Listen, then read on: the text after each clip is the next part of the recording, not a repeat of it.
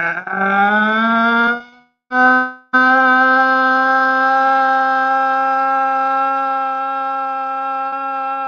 evening, everybody, and welcome back to Angie's Angles. It is April the 9th, in the year of my Lord, 2026, coming to you live. All right, folks, as the header says, as the title states, the Mets' anemic offense, expertly broken down by Angie's Angles. We head into the season 7-5 on the year, 2 games above 500, floating around second place right now because the Hot Marlins are continuing their assault on the NL East.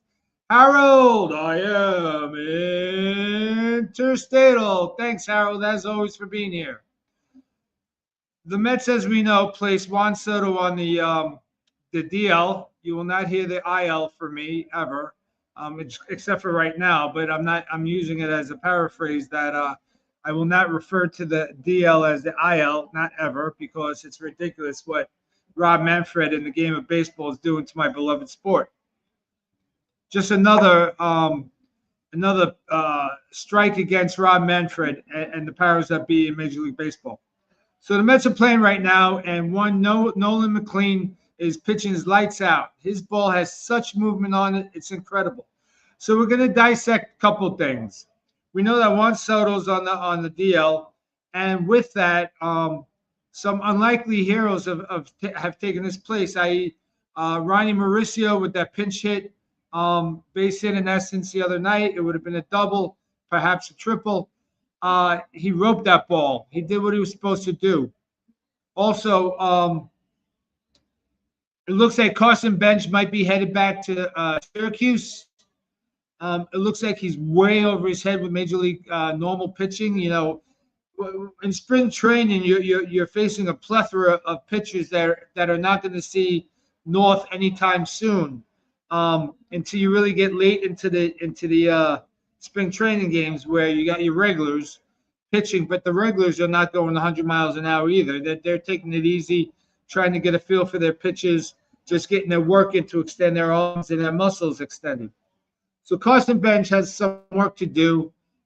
Maybe that home run that he hit was fool's gold, also known as pyrite. You know, we don't know. A little glitch in the system right there went black for me. We're not really sure if he's prime time ready. Hey, Terry, thanks for joining us here on Angie's Angles. Appreciate you.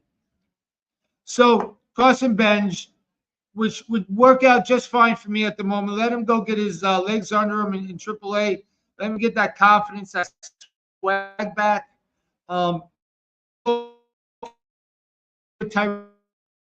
Taylor in right field until almost role. We're getting a lot of glitching here going black for some reason. I don't know if it's my Wi-Fi or not, but we're having a little troubles here. So we're looking at Carson Bench perhaps being sent back to the minors. We went out and got Louis Robert to play center field, Gold Glove caliber center fielder, who, in my humble opinion, has already made 3 errors, even though it's not on the record books as 3 errors, and that's because of favorable scoring from the scorers. The ball the other night, while it played no importance in the game, you got to catch that ball. And what as a center fielder, what Robert did was he played the ball, not the spot. He didn't run to the spot, find the spot, turn around, catch the ball. He drifted with the ball. And anytime you drift with the ball, your gloves moving, your eyes are moving, they're shifting up and down, and you don't have that consistency of tracking the ball. Tracking the ball is something that, as an umpire, that me and Danny do with LIBUO, they teach you that ad nauseum. They teach you to track the ball. Keep your head still and track the ball with your eyes. Your eyes remain constant if you're not moving your head, but once you move your head, your eyes are bouncing all over the place, i.e., that's what Louis Robert did the other night, thus dropping that ball in center field. Yeah, Harold, you had told me about that. Yes, that was a bad attempt at catching that ball. Sure, it was windy, and Mike Marciano will fight me to tooth and nail in saying that It was a 50% probability of catching the ball. Well, if, at major league level, 50%, you should catch the ball all the time. If you got a 50% chance, there was no ball that I ever dropped that I touched. If I touched the ball, I caught the ball.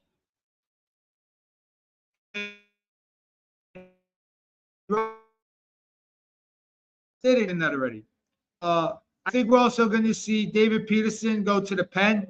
I think we're going to bring Manette back. I think that's going to happen very much. I think Manette just needs to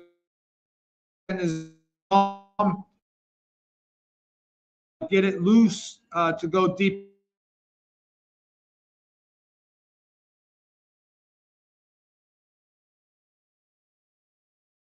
Out. I'm sorry about that. I'm trying to do this from the shed, and I might be too far away from the router, so I don't know what's going on with that. I'm sorry for that. So the Mets' anemic offense, we either hit the ball ad nauseum or we don't make contact at all. And what David Stearns did with our New York Mets team is he established contact hitters to play the game. And it appears on some nights they're right on the ball, and most nights they're not. Hence our 7-5. Hence David Peterson's games that he spit the bit. We've been in games where it was close, like Senga pitched a good game his first game out, but we lost that game. So I'm not really sure that we've hit all our cylinders, but we're lucky enough to be 7-5 early in the season. Now, in terms of the Peterson Manaea move, I'm not opposed to it. I mean, we're paying Manaea $25 million. He's got to bring something to the table to earn that money. You know, my hope was that we had a strong starting rotation where Manaea could be the long relief guy. If you got into a little trouble after 3-4 innings, you bring in Manaea for 3 innings, and in essence, you had 2 starters starting the game, and hopefully, one out of the 2 had it that night.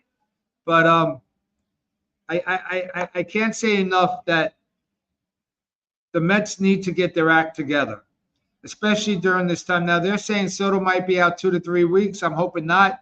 Soto was even surprised at the seriousness of his injury. He's got a strained calf. That's the official diagnosis. So we're going to see what that now.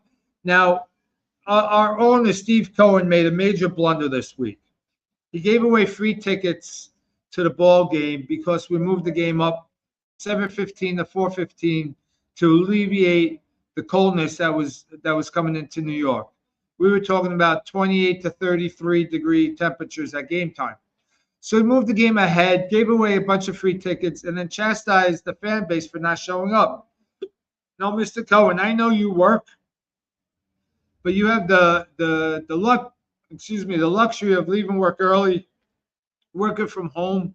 But us regular fans, we don't have that opportunity. If we bought a ticket expecting a 7:15 start, we're going to our 9 to 5 job, our 8 to 4 job, our overnight shift, whatever the case might be. But we're going to work. We can't take that time off to show up for a game that was changed from a night game to a day game. So you have to cut us some slack with that, Mr. Cohen. Now I'm going to say another thing that's probably not a far reach, but I think Mr. Cohen's a little frustrated that he didn't get the actual attendance in the stadium, buy all the hot dogs and pay for the parking, et cetera, because I think Mr. Cohen is in the midst of selling the New York Mets. I think that he wants to pad the books as much as possible to show outstanding revenue, and I think that he's going to sell the Mets and focus on the casino. That's my humble opinion. I don't see any other reason to chastise the fans when just last year, 2025, we broke the attendance record of all time. So, Mr. Cohen, you need to do a little PR damage control there and bring it back a little bit. Don't chastise the fan base. And I got another thing. I mean, you know, who could afford to go to a game in 33 degree weather and endure a game with that wind blowing around Citi Field and then go to work the next day hoping you don't get sick. So there's a lot to play in there. If this was a free giveaway in the middle of June and the fans didn't show up, amen. I understand what you would be saying for sure, no problem. So I'm a little confused by Steve Cohen's attack on the fan base, especially when we're not off to an auspicious start. Although I won't spit at 7-5, I mean I'll take it. It's a far cry from my 100-win season, but we might have an 8-game winning streak in us. We're facing the Oakland A's coming into town over the weekend. While they're a formidable team, they haven't hit on their cylinders yet. They're getting pretty good pitching and not so much hitting. And it's kind of like us. We'll either get the pitching and no hitting, or we'll get the hitting, no pitching. And we haven't gelled yet, and we're waiting for that moment to happen. I only see 3 viewers on YouTube at the moment, and that's fine. But it could be the breaking up or whatnot, or just it's also spring break for the kiddies. So a lot of people might be out with their families doing things, and it's understandable. I wanted to make comment. For the last 3 weeks, I've broken the 100 viewer mark on YouTube. So I appreciate everybody taking a look at me on YouTube, supporting me. Like and subscribe, please, to Angie's Angles on YouTube. Please, it's Angie's Angles on YouTube. That's my channel. You'll see all my podcasts listed there.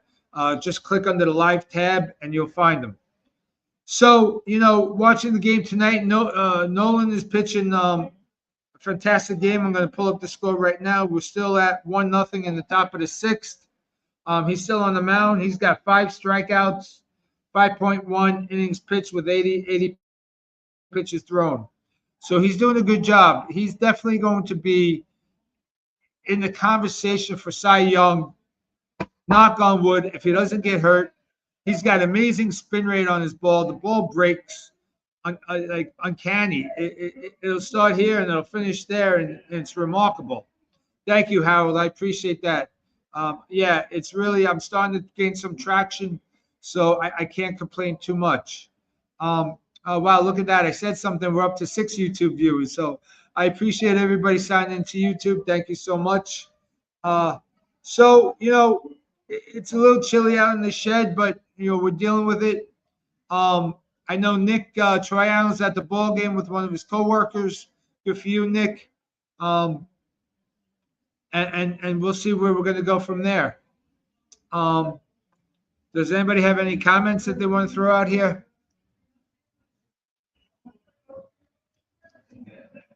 Harold, your Cubbies seem to be doing okay. They're kind of like my Mets. They're getting pitching, no hitting, no pitching, but they are putting together a couple quality games, so good for them. Folks, it's a marathon. And especially playing in these cold weather games, you could pull a hammy like this. I remember a day I was playing in East Rockaway, Bay Park to be exact. It was a raw night. It was, hey, Harold, what's going on? Thanks for joining, brother. I appreciate you. It was a raw night. And, of course, the very first batted ball by me in the hole. I turn on the Jets. I cross first base limping. My hammy tightened right up. That cold, wet, damp weather. It just wreaks havoc on your muscles. So I understand that they have to take it easy. They don't go all out. I saw that. What was the injury, Harold? I didn't see what the injury was.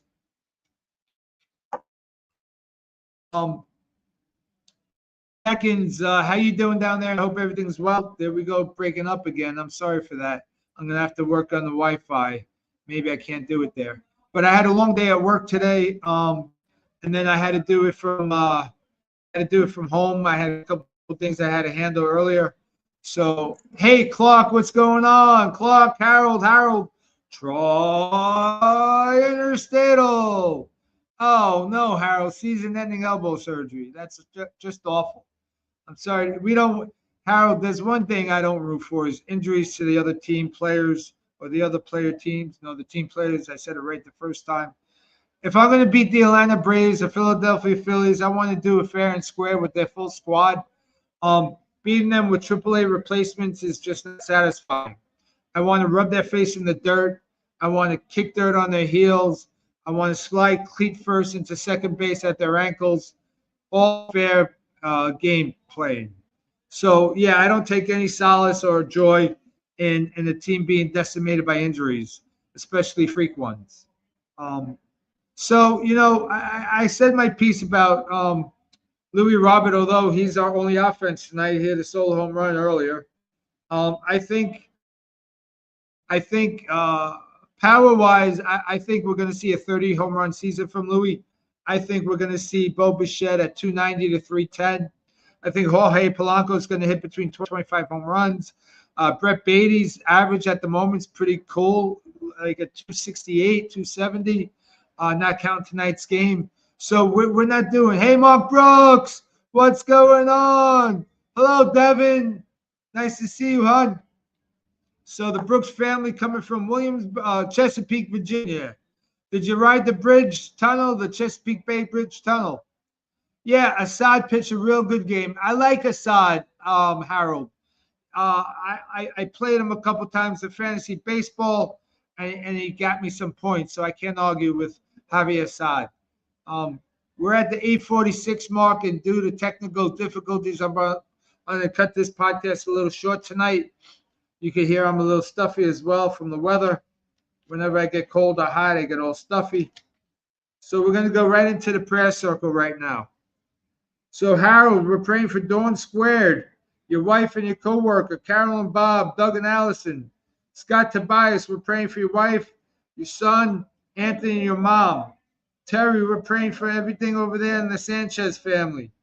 Antoinette Brooks, we're praying for your mother, for your brother Mike, who's in search of that kidney. Linda Stein, we're praying for your dad, self, and your new lease on life, my friend. Kevin Elliott, as your health challenges you every day, and your mental too sometimes when you're having an off day. Deb and Lee, we're praying for you guys down in Maryland. Marianne Bello, my friend in Las Vegas, on the recent passing of her mom. We're praying for you. We're also praying for Marianne's niece, Christina Bello. She lost her dad, Christina, I don't know, two and a half years ago. His name was Angelo, Marianne's brother and Christina's dad. So the Bello family was sending our love to you guys. Larry Levy, we're praying for your wife, Frida, as her cancer remains in remission. Mr. McGowan, sir, coming off a birthday, we're rooting for you, my friend. Ralph, we're praying for you with your health and personal challenges. Pete and Shani, they're house hunting. It sounds like they put an offer on a house. Pete started a new radio gig. It's taken a lot out of him. We hope to see Pete back on Angie's Angle soon. Big John, we're praying for your friend Irene. Joe Echeverry, we're praying for your health and heart issues. West Coast Dave Prince, you got to give us an update on your blood. Johnny Barbecue on your sciatica. Nice to see you, John. Every week that we see you. You're making your way back. John W., we're praying for Elizabeth. Johnny V., we're praying for your father-in-law. Mike at the Cigar Lounge, we're praying for your dad, Richard. Mark Brooks, remain vertical. We're also praying for Anaya's uncle. My friend Tom, we're praying for Pat, cousin Jim. We're praying for Colton Mertz, knee rehab in his sophomore year. We're praying. We're not praying for Jason Mertz. We're wishing Jason Mertz a very happy birthday. We're praying for Don Redfield, his father-in-law, on hospice care. Prayers for him, his wife, and the family. Barbara's surgery so far has been a huge success. She's overdoing it herself with cleaning and cooking and projects, and hopefully she can take it easy and put her feet up. And everybody, last week I asked for special prayers for my friend John Erickson, my chef friend, my mentor, my buddy, diagnosed in October with brain cancer. I had the blessed, fortunate opportunity to video chat him. I think it was Easter Sunday. I was at work. I was working at Adelphi, and his daughter-in-law and his son hooked me up on a video chat, and it was very nice to see him. I expressed to him how much I loved him. I thanked him for everything he's done for me. He's the one that got me the job at Shea Stadium as the expediter. he knew who we could count on to make sure that all the orders were being inputted correctly and paid for. And he gave me that amazing opportunity. Andrea, his wife Andrea, and his three sons, I believe he has, we're pulling for the Erickson family. We're sending condolences and prayers from Angie's Angles. So there's been Angie's Angles, a little rough connectivity night. I apologize for that. We're going to try to fix that if we ever do this again. There's been Angie's Angles. Good night. God bless. I love you.